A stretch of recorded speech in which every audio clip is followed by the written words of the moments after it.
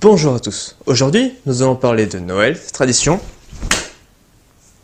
et ses origines.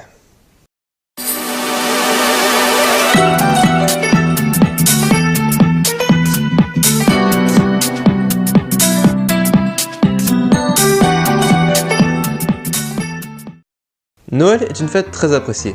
Je suis sûr que la majorité d'entre vous attendait toute l'année cette fête avec impatience. 364 jours, c'est long. Mais savez-vous pourquoi nous décorons un sapin de Noël avec des guirlandes de Noël et des boules de Noël pour le jour de Noël? Parce que c'est Noël! En réalité, ce n'est pas aussi simple.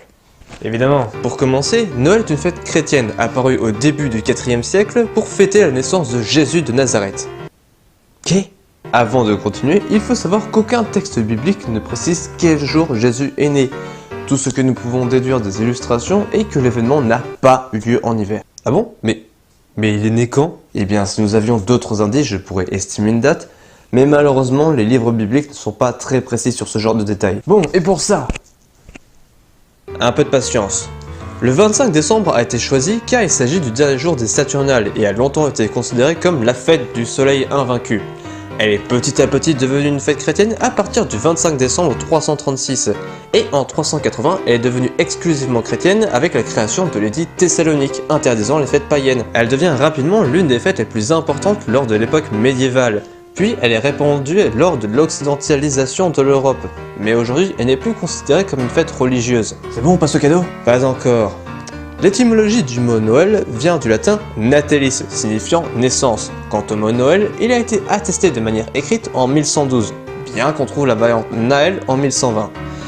Pour finir, Noël a été créé en plusieurs fois. En 425, l'empereur d'Orient Théodose II codifie officiellement les cérémonies de Noël, mais elle devient une fête obligatoire en 506. C'est bon, t'as fini? Oui. Passons aux traditions. Enfin! Le sapin n'a pas toujours été l'arbre de Noël par défaut. En fait, il s'agit d'une tradition celte. Ceci associe un arbre différent à chaque mois lunaire, et l'épicéa était dédié au 24 décembre, jour de la renaissance du soleil. Aujourd'hui, même si nous l'appelons sapin, l'arbre de Noël est en général un épicéa ou un conifère plus petit de la même famille. Ok. La coutume d'attacher de longs câbles de diode colorés vient d'une vieille tradition. Au Moyen-Âge, nous avions l'habitude d'accrocher des bougies au sapin, 12 pour être plus précis, un pour chaque mois de l'année. Y avait pas un risque d'inflammation? Si, et il n'était pas rare de voir des maisons prendre feu à cause de cette tradition. Changer les bougies par des diodes, les guirlandes, a considérablement réduit le nombre de maisons brûlées. Ouf, on a eu chaud! Les boules de Noël, quant à elles, étaient tout simplement des pommes.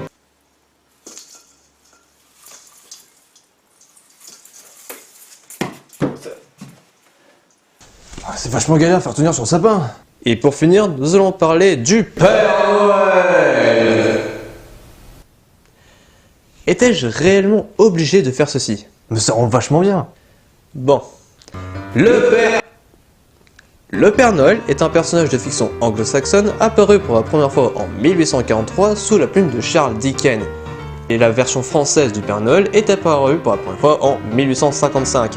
Il a été illustré par Thomas Nast en 1868. A l'origine, le Père Noël s'habillait en vert, mais contrairement à une croyance populaire, ce n'est pas la célèbre marque de boisson gazeuse qui l'a rendu rouge. Dis-moi, Pocha, pourquoi portes-tu cette tenue? Parce que j'en ai envie.